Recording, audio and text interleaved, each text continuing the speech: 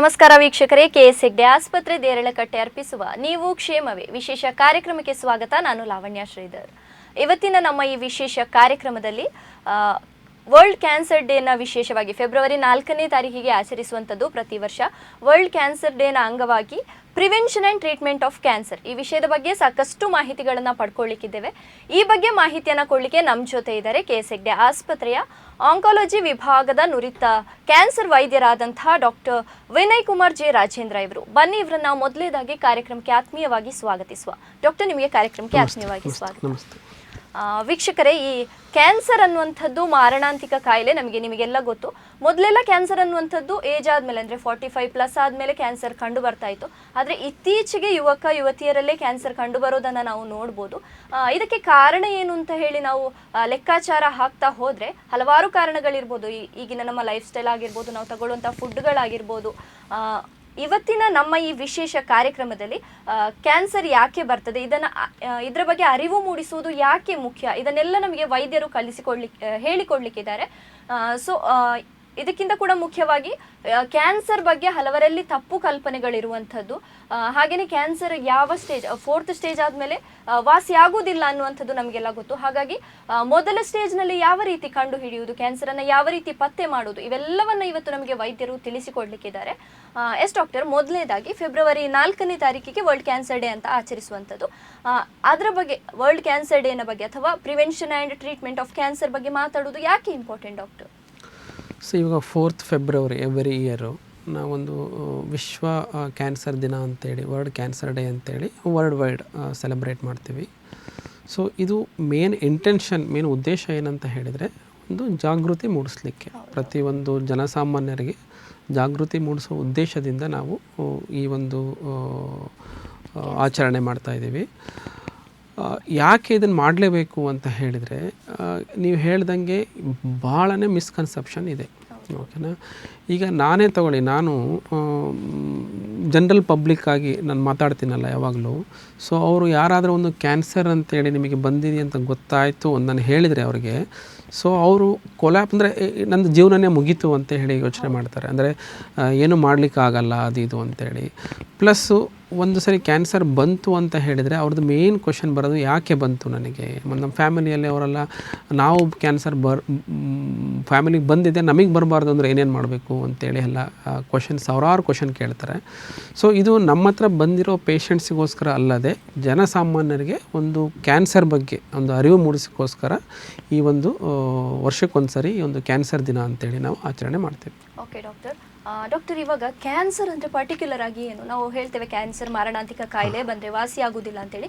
Actually cancer ಅಂದರೆ ಏನು, ಅದು ಹೇಗೆ ಬರ್ತದೆ? ಕ್ಯಾನ್ಸರ್ ಅಂತ ಹೇಳಿದರೆ ಒಂದು ಜನರಲ್ ಒಂದು ಟರ್ಮಲ್ಲಿ ನಾವು ಒಂದು ಶಬ್ದ ದುರ್ಮಾಂಸ ಅಂತ ಹೇಳ್ಬೋದು. ಓಕೆನಾ? ಏನಾಗುತ್ತೆ, ನಮ್ಮ ದೇಹದ ಪ್ರತಿಯೊಂದು ಕಣನೂ ಇಷ್ಟೇ ಒಂದು ಡಿವಿಷನ್ ಆಗಿ ಇಷ್ಟೇ ದೊಡ್ಡದಾಗಬೇಕು ಅಂತ ಇರುತ್ತೆ. ಫಾರ್ ಎಕ್ಸಾಂಪಲ್ ನೋಡಿ, ನಂದು ಕೈ ಇಷ್ಟೇ ದೊಡ್ಡದಾಗಬೇಕು, ನನ್ನ ಮೂಗು ಇಷ್ಟೇ ದೊಡ್ಡದಾಗಬೇಕು ಅಂತೇಳಿ ಅದು DNA ಡಿಸೈಡ್ ಆಗುತ್ತೆ. ಕೆಲವೊಂದು ಸರಿ ಏನಾಗುತ್ತೆ, DNA ತನ್ನ ಒಂದು ಕೆಲಸವನ್ನು ನಿಲ್ಲಿಸಿದಾಗೆ ಯಾವುದೇ ಒಂದು ನಮ್ಮ ದೇಹದ ಯಾವುದೇ ಒಂದು ಭಾಗ ಕಂಟ್ರೋಲ್ ಇಲ್ಲದಲೇ ಬೆಳೀಲಿಕ್ಕೆ ಸ್ಟಾರ್ಟ್ ಆಗುತ್ತೆ. ಓಕೆನಾ? ಫಾರ್ ಎಕ್ಸಾಂಪಲ್ ನೋಡಿ, ಯಾವುದೇ ನನ್ನ ದೇಹದ ಭಾಗ ಇಷ್ಟೇ ಬೆಳಿಬೇಕು ಅಂತ ಆಲ್ರೆಡಿ ಡಿಸೈಡ್ ಆಗಿದೆ. ಓಕೆನಾ? ಪ್ರತಿಯೊಂದು ಕಣನೂ ಆ ಕಣ ಅದಕ್ಕೆ ಒಂದು ತಪ್ಪಿದರೆ, DNA ಒಂದು ಕಂಟ್ರೋಲ್ ತಪ್ಪಿದರೆ ಏನಾಗುತ್ತೆ, ಅದು ಕಂಟಿನ್ಯೂಸ್ ಆಗಿ ಡಿವೈಡ್ ಆಗ್ತಾನೆ ಇರ್ತಾರೆ. ಸೊ ಅದು ಹಾಗೆ, ಸೊ ನಾವು ಕ್ಯಾನ್ಸರ್ ಅಂತ ಹೇಳ್ತೀವಿ. ಅದು ಡಿವೈಡ್ ಆಗಿ ಏನಾಗುತ್ತೆ, ಅದು ಎಲ್ಲಿ ಸ್ಟಾರ್ಟ್ ಆಗಿರುತ್ತಲ್ಲ ಅಲ್ಲಿನೇ ದೊಡ್ಡದಾಗ್ತಂತ ಹೋಗುತ್ತೆ. ಅದು ಬೇರೆ ಎಲ್ಲ ದೇಹದ ಭಾಗಕ್ಕೆಲ್ಲ ಸ್ಪ್ರೆಡ್ ಹಾಕುವಂತ ಹೋಗುತ್ತೆ. ಸೊ ಇನ್ನು ಜನರಲ್ ಟರ್ಮು ಹೇಳಬೇಕಂತ ಹೇಳಿದರೆ ದುರ್ಮಾಂಸ ಅಂತ ಎಲ್ಲರೂ ಯೂಸ್ ಮಾಡ್ತಾರೆ. ಅದು ಒಂದು ಗಡ್ಡೆಗಳು ಹೆಸರು ಹೇಳೋದು, ಅದು ದುರ್ಮಾಂಸ ಅಂತ ಅದು ಒಳ್ಳೆ ಶಬ್ದ ಅಲ್ಲ. ಈಗ ಬ್ಲಡ್ ಕ್ಯಾನ್ಸರ್ ಆಗುತ್ತೆ, ಬ್ರೈನ್ ಕ್ಯಾನ್ಸರ್ ಆಗುತ್ತೆ. ಸೊ ದೇಹದ ಯಾವುದೇ ಭಾಗದಲ್ಲಿ ಕೂಡ ಕ್ಯಾನ್ಸರ್ ಆಗ್ಬೋದು. ಓಕೆ ಡಾಕ್ಟರ್, ಇವಾಗ ವೈದ್ಯಶಾಸ್ತ್ರದಲ್ಲಿ ಸಾಕಷ್ಟು ಪ್ರಗತಿಗಳಾಗಿದೆ, ಸಾಕಷ್ಟು ಟೆಕ್ನಾಲಜೀಸ್ಗಳು ಬಂದಿದೆ, ರೋಬೋಟಿಕ್ ಶಸ್ತ್ರಚಿಕಿತ್ಸೆ ಈಗ ಲೇಟೆಸ್ಟ್ ಆಗಿ ಬಂದಿರುವಂಥದ್ದು. ಇಷ್ಟೆಲ್ಲ ಪ್ರಗತಿ ಆದರೂ ನಮ್ಮ ಕ್ಯಾನ್ಸರ್ ಯಾಕೆ ವಾಸಿ ಆಗ್ತಾ ಇಲ್ಲ? ಕ್ಯಾನ್ಸರ್ ವಾಸಿ ಆಗ್ತಿಲ್ಲ ಅಂತ ಹೇಳೋದಕ್ಕಿಂತ ಈಗ ಏನಾಗುತ್ತೆ ಅಂತ ಹೇಳಿದ್ರೆ, ಕ್ಯಾನ್ಸರ್ ಪೇಷಂಟ್ಸು ನಮ್ಮ ಹತ್ರ ಯಾವ ಸ್ಟೇಜಲ್ಲಿ ಬರ್ತಾರೆ ಅನ್ನೋದು ಭಾಳ ಇಂಪಾರ್ಟೆಂಟ್. ಓಕೆನಾ? ಯೂಶ್ವಲಿ ಇನ್ ಜನರಲ್ಲು ಯಾವುದೇ ಕ್ಯಾನ್ಸರ್ನ ನಾವು ಸ್ಟೇಜ್ 1 to 4 ಅಂತೇಳಿ ಡಿವೈಡ್ ಮಾಡ್ತೀವಿ. ಓಕೆನಾ. ಇನ್ ಜನರಲ್ ಆಗಿ ಸ್ಟೇಜ್ 1 ಅಂತ ಹೇಳಿದರೆ ಯಾವುದೇ ಒಂದು ಭಾಗದಲ್ಲಿ ಕ್ಯಾನ್ಸರ್ ಸ್ಟಾರ್ಟ್ ಆದರೆ ಅದೇ ಭಾಗದಲ್ಲಿದೆ ಸಣ್ಣ ಪದಾರ್ಥ, ಒಂದು ಸಣ್ಣ ಗಾತ್ರದಲ್ಲಿ ಸಣ್ಣ ಇದೆ. ಫಾರ್ ಎಕ್ಸಾಂಪಲ್ ಬ್ರೆಸ್ಟ್ ಕ್ಯಾನ್ಸರ್ ಅಂತ, ಸ್ತನ ಕ್ಯಾನ್ಸರ್ ಅಂತ ಹೇಳ್ತೀವಿ. ಸ್ತನದಲ್ಲಿ ಅದು ಕ್ಯಾನ್ಸರ್ ಸ್ಟಾರ್ಟ್ ಆದರೆ ಕ್ಯಾನ್ಸರ್ ಗಡ್ಡೆ ಅದು ಗಾತ್ರದಲ್ಲಿ ಸ್ವಲ್ಪ ಕಡಿಮೆ ಇದ್ದರೆ ಬೇರೆ ಎಲ್ಲೂ ಕಡೆ ಸ್ಪ್ರೆಡ್ ಆಗಿಲ್ಲ, ಎಲ್ಲಿ ಸ್ಟಾರ್ಟ್ ಆಗಿದೆ ಅಲ್ಲೇ ಇದೆ, ಗಾತ್ರದಲ್ಲಿ ಸ್ವಲ್ಪ ಕಡಿಮೆ ಗಾತ್ರದಲ್ಲಿದೆ, ಹಾಗಾಗಿ ಅದನ್ನು ಸ್ಟೇಜ್ 1 ಅಂತ ಹೇಳ್ತೀವಿ. ಅದು ಅಕಸ್ಮಾತ್ ಗಾತ್ರದಲ್ಲಿ ಸ್ವಲ್ಪ ಜಾಸ್ತಿ ಆಯಿತು ಅದೇ ಜಾಗದಲ್ಲಿ ಅಂತ ಹೇಳಿದ್ರೆ ಸ್ಟೇಜ್ 2 ಅಂತ ಹೇಳ್ತೀವಿ. ಸ್ಟೇಜ್ 3 ಅಂತ ಹೇಳಿದರೆ ಬ್ರೆಸ್ಟಿಂದ ಅಕ್ಕಪಕ್ಕ ಎಲ್ಲಾದರೂ ಸ್ಪ್ರೆಡ್ ಆದರೆ, ಓಕೆನಾ. ಈಗ ಬ್ರೆಸ್ಟಿಂದ ಆರ್ಮ್ ಪಿಟ್ಟಿಗೆ ಏನಾದರೂ ಸ್ಪ್ರೆಡ್ ಆಯಿತು ಅಂತ ಹೇಳಿದರೆ ನಾವು ಸ್ಟೇಜ್ 3 ಅಂತ ಹೇಳ್ತೀವಿ. ಸ್ಟೇಜ್ 4 ಅಂತ ಹೇಳಿದರೆ ಎಲ್ಲಿ ಒಂದು ಸ್ಟಾರ್ಟ್ ಆಗಿದೆ, ಎಕ್ಸಾಂಪಲ್ ಸ್ತನದಲ್ಲಿ ಸ್ಟಾರ್ಟ್ ಆಗಿದ್ದು ಆ ಜಾಗದಲ್ಲಿ ಬಿಟ್ಟು ದೇಹದ ಬೇರೆ ಭಾಗಕ್ಕೆ ಸ್ಪ್ರೆಡ್ ಆಯಿತು ಅಂತ ಹೇಳಿದರೆ, ಫಾರ್ ಎಕ್ಸಾಂಪಲ್ ಸ್ತನದಲ್ಲಿ ಸ್ಟಾರ್ಟ್ ಆಗಿ ಅದು ಲಂಗ್ಸಿಗೆ ಸ್ಪ್ರೆಡ್ ಆಯಿತು, ಲಿವರಿಗೆ ಸ್ಪ್ರೆಡ್ ಆಯಿತು, ಮೆದುಳಿಗೆ ಸ್ಪ್ರೆಡ್ ಆಯಿತು ಅಂತ ಹೇಳಿದರೆ ನಾವು ಅದನ್ನು ಸ್ಟೇಜ್ 4 ಅಂತ ಹೇಳ್ತೀವಿ. ಸೊ ಸ್ಟೇಜ್ ಯಾಕೆ ಇಂಪಾರ್ಟೆಂಟು ಅಂತ ಹೇಳಿದರೆ, ಯಾವುದೇ ಒಂದು ರೋಗಿ ಪೇಷಂಟು ನನ್ನ ಹತ್ರ ಸ್ಟೇಜ್ 1 ಅಂತ ಬಂದರೆ ನಾನು ಅವರಿಗೆ 100% ಗ್ಯಾರಂಟಿ ಕೊಡ್ಬೋದು, ವಿತ್ ನಾನು ಕಾನ್ಫಿಡೆನ್ಸಿಂದ ಹೇಳ್ಬೋದು ನಿಮ್ಮ ಕ್ಯಾನ್ಸರ್ನ ನಾನು 100% ಗುಣ ಮಾಡಿ ಕೊಡ್ತೀನಿ ಅಂತೇಳಿ. ಸ್ಟೇಜ್ 2ರಲ್ಲಿ ಕೂಡ ಸಾಧ್ಯತೆ ಇದೆ, ಸ್ಟೇಜ್ 3ರಲ್ಲಿ ಸಾಧ್ಯತೆ ಇದೆ, ಆದರೆ ಮತ್ತೆ ಮರುಕೊಳ್ಳೋ ರಿಕರೆನ್ಸ್ ಅಂತ ಹೇಳ್ತೀವಿ, ಮತ್ತೆ ಮರುಕೊಳ್ಳೋ ರಿಸ್ಕು ಇರುತ್ತೆ.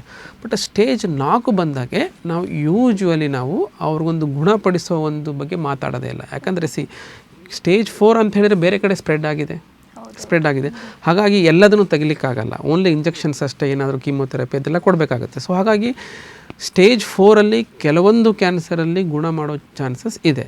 ಬಟ್ ಇನ್ ಜನರಲ್ಲು ಸ್ಟೇಜ್ 4 ಆದ ತಕ್ಷಣವೇ ಸೊ ನಾವು ಕ್ಯೂರ್ ಬಗ್ಗೆ ಮಾತಾಡಲ್ಲ, ಅವ್ರದ್ದು ಎಕ್ಸ್ಟೆನ್ಷನ್ ಆಫ್ ಲೈಫ್ ಸ್ಪ್ಯಾನ್ ಅಂದರೆ ಅವ್ರದ್ದು ಏನು ಜೀವಾವಧಿ ಅಂತ ಹೇಳ್ತೀವಿ ಅದನ್ನು ಸ್ವಲ್ಪ ಮುಂದುವರಿಸಲಿಕ್ಕೆ, ಕ್ವಾಲಿಟಿ ಆಫ್ ಲೈಫ್ ಇರೋವಷ್ಟು ದಿನ ಅವರು ನರಳಬಾರ್ದು ಕ್ಯಾನ್ಸರಿಂದ, ಅದು ಒಂದು ನೋಡ್ಕೊತೀವಿ. ಬಟ್ ಸ್ಟೇಜ್ 4ಅಲ್ಲಿ ಕೂಡ ಇವಾಗ ನೀವು ಹೇಳ್ದಂಗೆ ಒಂದು ಟೆಕ್ನಾಲಜಿ ಅಂತ ಇರೋದ್ರಿಂದ ಚಾನ್ಸಸ್ ಇದೆ ಪೂರಾ ಗುಣ ಮಾಡಲಿಕ್ಕೆ. ಬಟ್ 4ಅಲ್ಲಿ ಕೂಡ ಚಾನ್ಸಸ್ ಇದೆ, ಆದರೆ ಸ್ಟೇಜ್ 1 and 2ಅಲ್ಲಿ ಪ್ರತಿಯೊಂದು ಕ್ಯಾನ್ಸರು ನಾವು ಕಾನ್ಫಿಡೆಂಟಾಗಿ ಹೇಳ್ಬೋದು ನಾವು ಗುಣ ಮಾಡಿ ಕೊಡ್ತೀವಿ ಅಂತೇಳಿ. ಕೆಲವೊಂದು ಕ್ಯಾನ್ಸರಲ್ಲಿ ಸ್ಟೇಜ್ 4ಅಲ್ಲಿ ಕೂಡ ಗುಣ ಮಾಡ್ಬೋದು. ಓಕೆ ಡಾಕ್ಟರ್, ಇವಾಗ ನೀವು ಹೇಳಿದರೆ ಸ್ಟೇಜ್ 1, ಸ್ಟೇಜ್ 2, ಸ್ಟೇಜ್ 3, ಸ್ಟೇಜ್ 4 ಅಂತ ಹೇಳಿ. ಈಗ ಕೆಲವರಿಗೆ ಅದು ಸ್ಟೇಜ್ 4 ಹೋದ್ಮೇಲೆ ಗೊತ್ತಾಗುತ್ತೆ ನನಗೆ ಕ್ಯಾನ್ಸರ್ ಇದೆ ಅನ್ನುವಂಥದ್ದು, ಅದು ಯಾವ ಕಾರಣಕ್ಕೆ ಡಾಕ್ಟರ್? ಅದು ಹೇಗಾಗುತ್ತೆ ಅಂದರೆ, ಈಗ ಕ್ಯಾನ್ಸರು ಒಳಗಡೆ ನಮ್ಮಲ್ಲೇ ಇದೆ, ಬೆಳೀತಾ ಇದೆ ಅಂತ ಗೊತ್ತನೇ ಆಗಲ್ಲ. ಫಾರ್ ಎಕ್ಸಾಂಪಲ್ ನೋಡಿ, ಇವತ್ತು ಬೆಳಗಿಂದ ಒಂದು ಇನ್ಸಿಡೆನ್ಸ್ ಹೇಳ್ತೀನಿ. ಅಂದರೆ ಒಂದು 70 ವರ್ಷದ ಒಂದು ಮಹಿಳೆ, ಅವ್ರ ಮನೇಲಿ ಎಲ್ಲ ಇದೆ, ಅಂದರೆ very rich family, very educated family. ಅಮ್ಮಗೆ ಒಂದು 2 ವರ್ಷದಿಂದ ಒಂದು ಸ್ತನದಲ್ಲಿ ಒಂದು ಗಡ್ಡೆ ಸ್ಟಾರ್ಟ್ ಆಗಿದೆ, ಲಂಪ್ ಅಂತ ಹೇಳ್ತೀವಿ, ಗಡ್ಡೆ ಸ್ಟಾರ್ಟ್ ಆಗಿದೆ. ಅದು ಅಮ್ಮ ಏನು ಯೋಚನೆ ಮಾಡಿದ್ದಾರೆ, ಅದು ಪೇನ್ಲೆಸ್, ಅಂದರೆ ನಂಗೆ ನೋವು ಇಲ್ಲೇ ಇಲ್ಲ. ಸೊ ಹಾಗಾಗಿ ಮನೇಲಿ ಯಾರೂ ಹೇಳಲೇ ಇಲ್ಲ ಅಮ್ಮ, ಓಕೆನಾ. ಅಮ್ಮ ಅಂತ ಹೇಳ್ಕೊಂಡಿದ್ದಾರೆ ನೋವಿಲ್ಲ, ಹಾಗಾಗಿ ಅದು ಯಾವುದೂ ಎದುರ್ಕೊಳೋದಿಲ್ಲ ಅಂಥೇಳಿ. ಆ ಒಂದು ಗಡ್ಡೆ ಆ ಚರ್ಮಕ್ಕೆ ಸ್ಕಿನ್ನಿಗೆ ಬಂದು ಅಲ್ಲಿ ಅಲ್ಸರ್ ಆಗಿ ಬ್ಲೀಡಿಂಗ್ ಆಗಿ ಆ ಒಂದು ಕ್ಯಾನ್ಸರ್ ಗಡ್ಡೆ ಬೆನ್ನು ಮೂಳೆಗೆ ಒಂದು ಸ್ಪ್ರೆಡ್ ಆದಮೇಲೆ ಯಾವಾಗ ಬ್ಯಾಕ್ ಪೇನ್ ಸ್ಟಾರ್ಟ್ ಆಯ್ತಲ್ಲ, ಅವಾಗ ಅವ್ರ ಮಕ್ಕಳಿಗೆ ಹೇಳಿದ್ದು, ಓಕೆನಾ. ಅಕಸ್ಮಾತ್ ಅವನೇಂದರೆ 2 ವರ್ಷ ಮುಂಚೆನೇ ಈ ಥರ ಹೇಳಿಬಿಟ್ಟಿದ್ರೆ ನನಗೊಂದು ಸ್ತನದಲ್ಲಿ ಗಡ್ಡೆ ಇದೆ ಅಂತ ಹೇಳಿದರೆ ಆವಾಗಲೇ ನಾವು ಡಯಾಗ್ನೋಸ್ ಮಾಡಿ ಟ್ರೀಟ್ ಮಾಡಿದರೆ ಅದು ಸ್ಟೇಜ್ 1ಅಲ್ಲಿ ಇತ್ತು. ಸೊ ಹಾಗಾಗಿ ಆವಾಗಲೇ ಅವ್ನಿಗೆ ಪೂರ ಗುಣ ಮಾಡ್ಬೋದಾಗಿತ್ತು.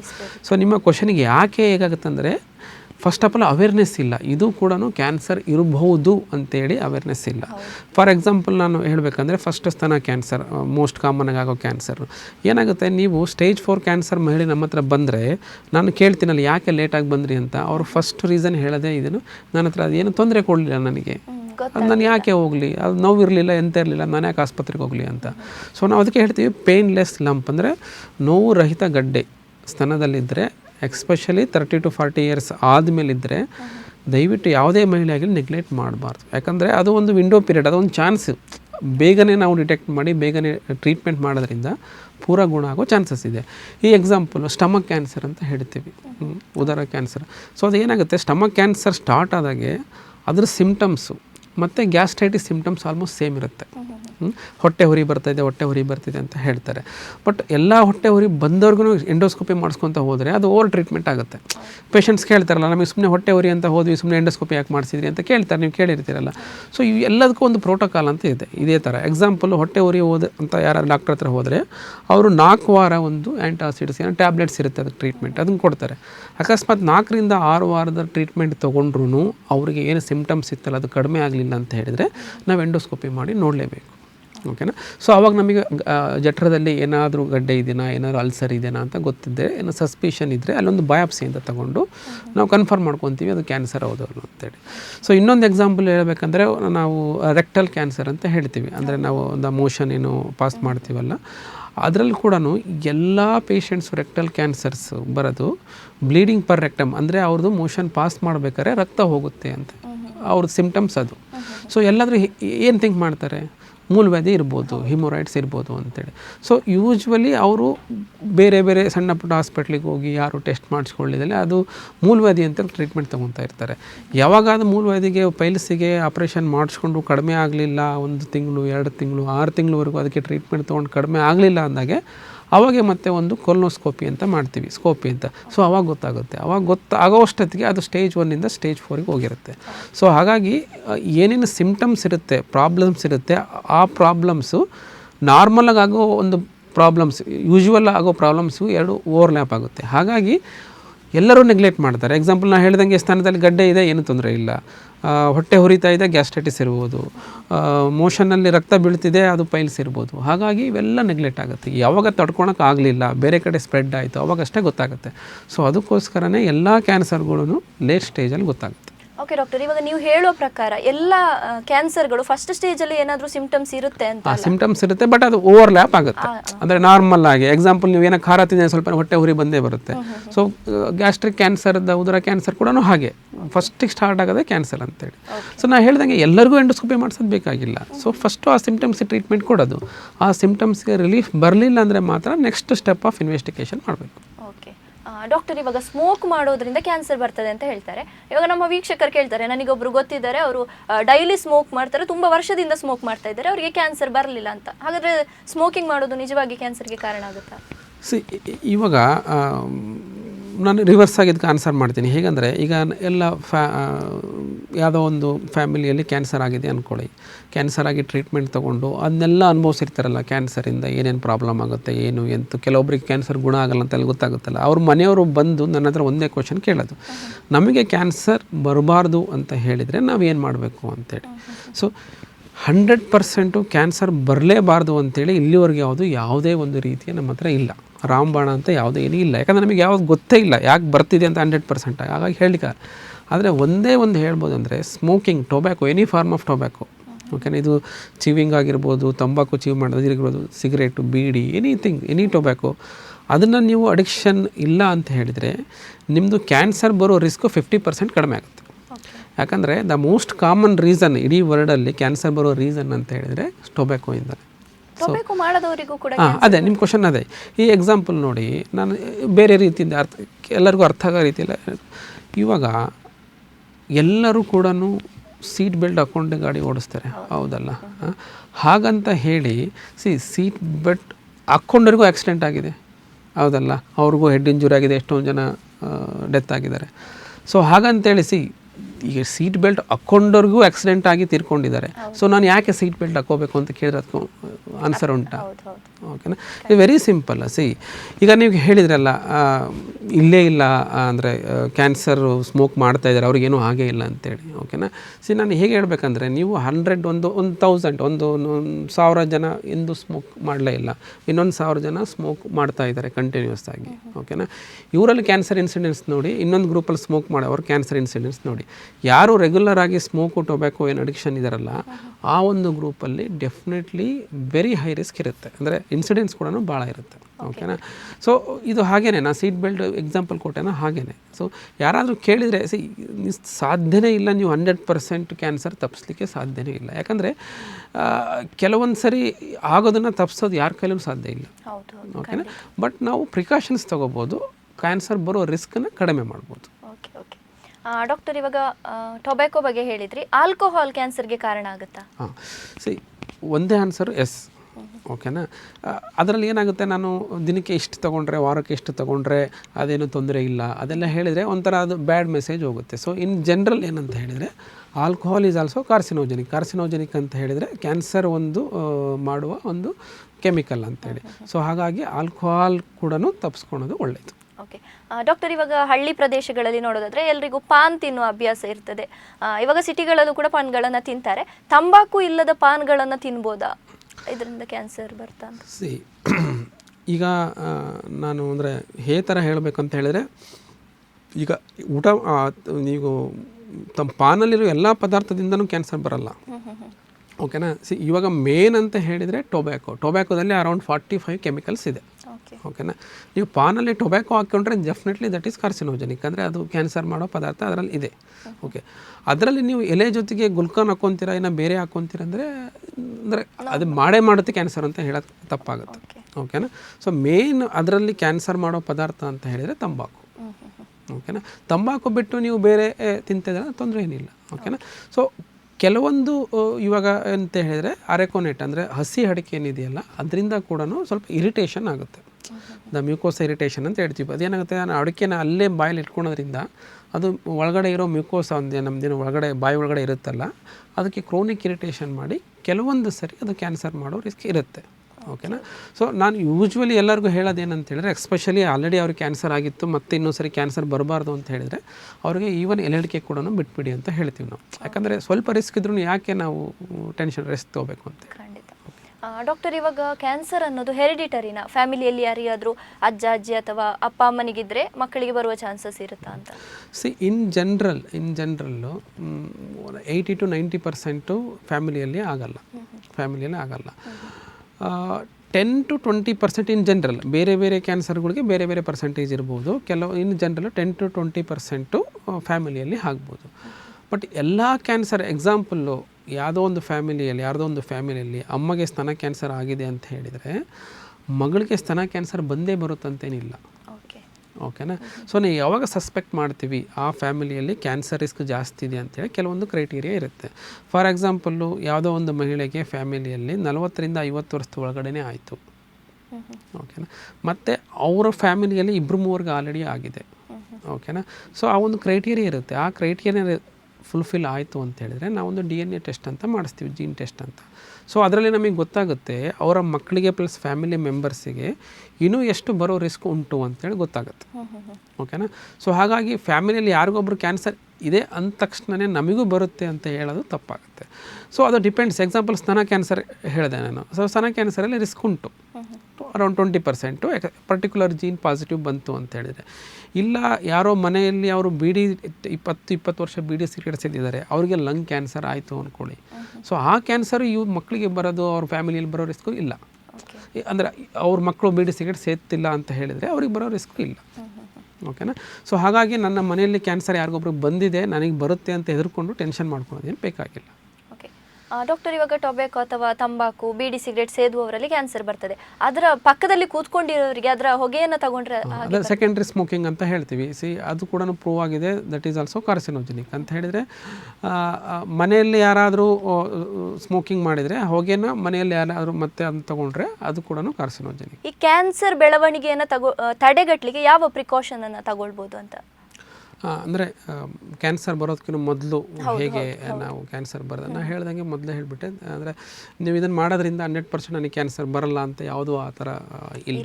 ವಂಡರ್ ಡ್ರಗ್ ಅಂತ ಹೇಳ್ತೀವಿ. ಅಂದರೆ ಏನಾದರೂ ಒಂದು ಮಾಡಿದರೆ ಅದು ಕ್ಯಾನ್ಸರ್ ಬರೋದಿಲ್ಲ. ಯಾಕಂದರೆ ನಾವು ಯಾವ ರೀತಿ ಪ್ರಿಕಾಷನ್ ಏನಂತ ಹೇಳಿದ್ರೆ, ಕೆಲವೊಂದು ಲೈಫ್ ಸ್ಟೈಲ್ ಮಾಡಿಫಿಕೇಷನ್ ಮಾಡೋದ್ರಿಂದ ನೀವು ಕ್ಯಾನ್ಸರ್ ಬರೋ ರಿಸ್ಕನ್ನು ಡೆಫಿನೆಟ್ಲಿ ಕಡಿಮೆ ಮಾಡ್ಬೋದು. ನಾನು ಆಲ್ರೆಡಿ ಹೇಳ್ದಂಗೆ smoking or any form of tobacco ನಿಲ್ಲಿಸೋದ್ರಿಂದ ನಿಮಗೆ ಆಲ್ಮೋಸ್ಟ್ 50% ಆಫ್ ಕ್ಯಾನ್ಸರ್ ರಿಸ್ಕು ಕಡಿಮೆ ಆಗುತ್ತೆ. ಓಕೆನಾ. ಸೆಕೆಂಡ್ ಮೋಸ್ಟ್ ಕಾಮನ್ ರೀಸನ್ ಕ್ಯಾನ್ಸರಿಗೆ ಅಂತ ಹೇಳಿದರೆ ಇವಾಗ ಒಬೆಸಿಟಿ ಅಂತ ಹೇಳ್ತೀವಿ. ಅಂದರೆ ದಪ್ಪ ಇರೋದು, ಸ್ಥೂಲಕಾಯ ಅಂತ ಹೇಳ್ತೀವಲ್ಲ, ಅದೇನಾಗಿದೆ, ಸಮ್ ಆಫ್ ದಿ ಕ್ಯಾನ್ಸರ್ ಏನಾಗಿದೆ ಅದು ಹಾರ್ಮೋನ್ ಡಿಪೆಂಡೆಂಟ್. ಯಾರು ದಪ್ಪ ಇರ್ತಾರಲ್ಲ ಅವರಲ್ಲಿ ಆ ಫ್ಯಾಟಿಂದ ಕೆಲವೊಂದು ಹಾರ್ಮೋನ್ಸ್ ರಿಲೀಸ್ ಆಗುತ್ತೆ. ಆ ಹಾರ್ಮೋನ್ಸು ಕ್ಯಾನ್ಸರ್ನ ಕಾಸ್ ಮಾಡುತ್ತೆ.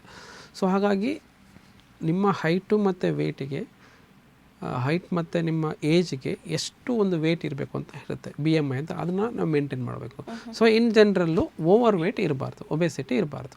ಸೊ ಅದಕ್ಕೆ ಏನು ಮಾಡಬೇಕು, ಡೈಲಿ ಎಕ್ಸಸೈಸ್ ಮಾಡಬೇಕು. Minimum 30 minutes of exercise 5 days in a week ಅಂತ ಹೇಳ್ತೀವಿ.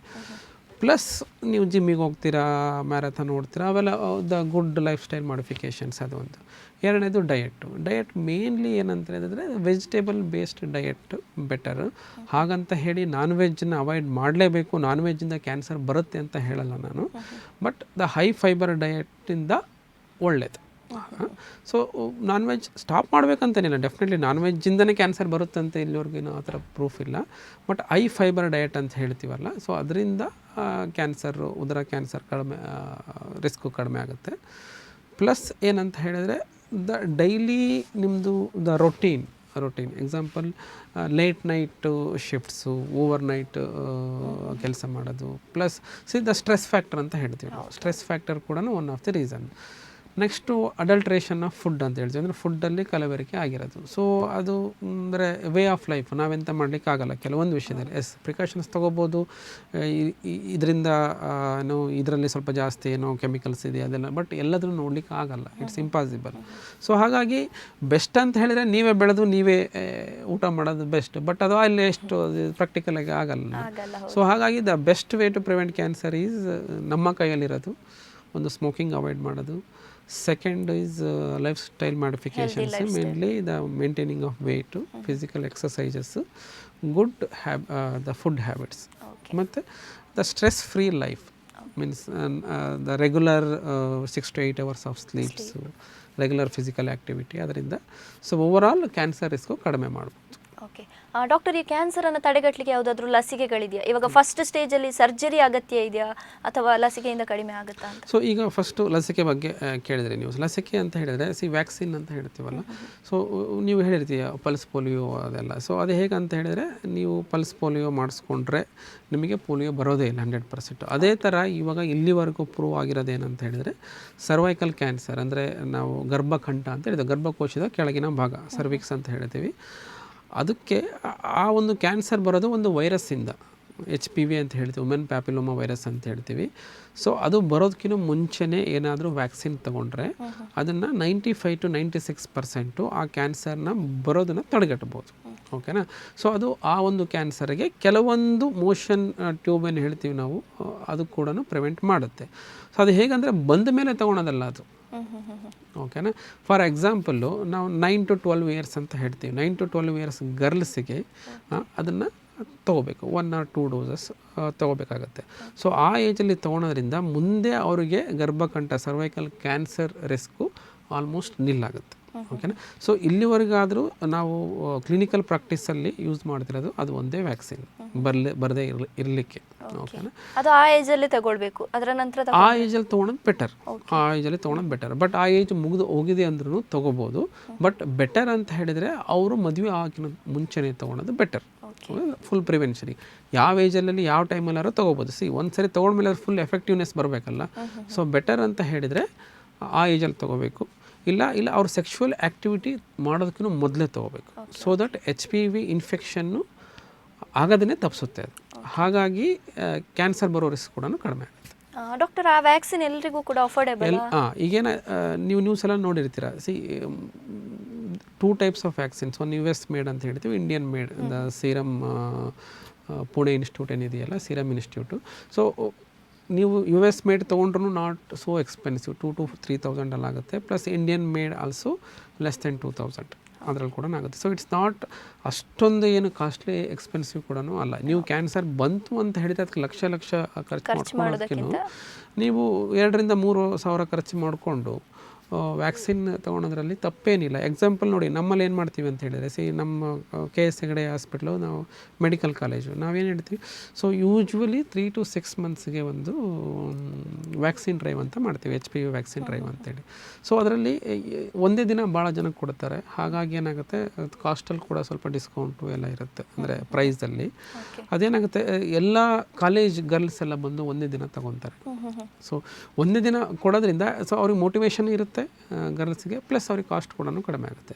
So every 6 months KS Hegde ಹಾಸ್ಪಿಟ್ಲಲ್ಲಿ ವ್ಯಾಕ್ಸಿನ್ ಡ್ರೈವ್ ಅಂತ ಇರುತ್ತೆ, HPV vaccine. 1 dose I think less than 1,000 only. Okay, it's not expensive, ಅಂದರೆ ಏನೋ ದೊಡ್ಡದು ಆಗೋದೇ ಇಲ್ಲ ಅಂತಿಲ್ಲ. Even poorest of poor patients also can take. ಒಂದು ಡೋಸ್ ತಗೊಂಡ್ರೆ ಸಾಕು ಲೈಫ್ ಟೈಮಿಗೆ? 1 dose ದ ಪ್ರೋಟೋಕಾಲ್ ಅಂತ ಹೇಳ್ತೀವಿ, 2 doses ಆ್ಯಸ್ ಪರ್ ಪ್ರೋಟೋಕಾಲ್. ಈಗ ಗೈಡ್ಲೈನ್ಸ್ ಇರೋದು 2 doses ಅಂತೇಳಿ. 1 dose ಕೂಡ ಎಫೆಕ್ಟಿವ್ ಆಗಿದೆ. ಸಿ ನಮಗೆ ಆಲ್ರೆಡಿ ಗೊತ್ತಿದೆ 2 ಡೋಸ್ ತೊಗೊಂಡ್ರೆ ಬೆಟರ್ ಅಂತ ಹೇಳಿ ಯಾಕೆ ಒಂದು 2 ಡೋಸ್ ತೊಗೊಳೋದು ಒಳ್ಳೇದಲ್ಲ, ಇಸ್ ಎಕ್ಸ್ಪೆನ್ಸಿವ್ ಕೂಡ ಅಲ್ಲ. ಅದು 2 ಡೋಸ್ ಹೇಗೆ ಡಾಕ್ಟರ್ ಒಂದೇ ಬಾರಿ ಕೊಡ್ತಾರಾ? ಇಲ್ಲ ಅದು 6 ಮಂತ್ಸ್ ಗ್ಯಾಪ್ ಇರುತ್ತೆ. 6 ಮಂತ್ಸ್ ಗ್ಯಾಪ್ ಇರುತ್ತೆ. ಈ ಜಸ್ಟ್ ನಾರ್ಮಲ್ ಇಂಜೆಕ್ಷನ್, ನಾವು ಏನು ಎಂಥ ಜ್ವರ ಬರೋದು ಆ ಥರ ಏನೂ ಇರಲ್ಲ. ಡಾಕ್ಟರ್, ಇವಾಗ ಕೆಲವರಿಗೆ ಯಾವುದೇ ಸಿಂಪ್ಟಮ್ಸ್ಗಳು ಇರುವುದಿಲ್ಲ, ಆದರೂ ಅವರ ಆರೋಗ್ಯದ ದೃಷ್ಟಿಯಿಂದ ನಮಗೆ ಕ್ಯಾನ್ಸರ್ ಚೆಕಪ್ ಮಂತ್ಲಿ ಅಥವಾ ಇಯರ್ಲಿ ಮಾಡಿಸ್ಕೊಳ್ಬೇಕು ಅಂತ ಹೇಳ್ತಾರೆ. ಯಾವ ಟೆಸ್ಟ್ಗಳನ್ನು ಮಾಡ್ತಾರೆ ಡಾಕ್ಟರ್? ಅದೇ ಪ್ರಿವೆಂಟಿವ್ ಹೆಲ್ತ್ ಚೆಕಪ್ ಅಂತೇಳಿ ಎಲ್ಲದನ್ನೂ ಮಾಡಿಸ್ಕೋಬೇಕು. ನಾಟ್ ಓನ್ಲಿ ಕ್ಯಾನ್ಸರ್, ನಿಮ್ಮದು ಶುಗರ್ ಟೆಸ್ಟ್ ಮಾಡಿಸ್ಕೋಬೇಕು, BP test, everything. So but European countries ಹೋದರೆ, ನೀವು US ಯುರೋಪಲ್ಲೆಲ್ಲ ಹೋದರೆ ಅಲ್ಲಿ ಗೈಡ್ಲೈನ್ಸ್ ಇದೆ, ಗೌರ್ಮೆಂಟ್ ಗೈಡ್ಲೈನ್ಸ್ ಮಾಡಿದೆ. ಫಾರ್ ಎಕ್ಸಾಂಪಲ್ US ಅಲ್ಲಿ 40 ಇಯರ್ಸ್ ಆದಮೇಲೆ ಎಲ್ಲ ಮಹಿಳೆಯರು ಒಂದು ಮ್ಯಾಮೋಗ್ರಾಮ್ ಅಂತ ಹೇಳ್ತೀವಿ. ಮ್ಯಾಮೋಗ್ರಾಮ್ ಅಂತ ಹೇಳಿದ್ರೆ ಒಂದು ಸ್ತನದ ಒಂದು ಎಕ್ಸ್ರೇ ಇದ್ದಂಗೆ, ಓಕೆನಾ, ಅದನ್ನು ಮಾಡಿಸ್ಕೊಳ್ಳೇಬೇಕು, ಓಕೆನಾ. ಸೊ ಹಾಗೆ ಅದರಲ್ಲಿ ಆಲ್ರೆಡಿ ಯುರೋಪಿಯನ್ ಕಂಟ್ರೀಸಲ್ಲಿ ದರ್ ಇಸ್ ಎ ಗೈಡ್ಲೈನ್ಸ್, ಇದೇ ಥರ ಮಾಡಬೇಕು ಅಂತ ಹೇಳಿದ್ರೆ. ಬಟ್ ನಮ್ಮ ಹತ್ರ ಅದು ಗೈಡ್ಲೈನ್ಸ್ ಇಲ್ಲ, high populated country. So guidelines ಮಾಡೋದು ಕೂಡ ಕಷ್ಟ, ರಿಸೋರ್ಸಸ್. ಸೊ ಇನ್ ಜನರಲ್ ನಾವು ಹೇಳೋದೇನಂತ ಹೇಳಿದರೆ, ದ ಬೆಸ್ಟ್ ಈಸ್ ಫಸ್ಟ್ ಸ್ತನ ಕ್ಯಾನ್ಸರ್ ಬಗ್ಗೆ ಮಾತಾಡೋಣ. ಅದರಲ್ಲಿ ಏನಂತ ಹೇಳಿದ್ರೆ, ಒಂದು 30 ಇಯರ್ಸ್ ಆದಮೇಲೆ ಸೆಲ್ಫ್ ಬ್ರೆಸ್ಟ್ ಎಕ್ಸಾಮಿನೇಷನ್, ಅಂದರೆ ಮಹಿಳೆ ಅವರೇನೆ ಅವರ ಒಂದು ಸ್ತನನ ಟೆಸ್ಟ್ ಮಾಡಿ ನೋಡ್ಕೋಬೇಕು. ಮಂತ್ಲಿ ಒಂದು ಸರಿ ನೋಡ್ಕೋಬೇಕು.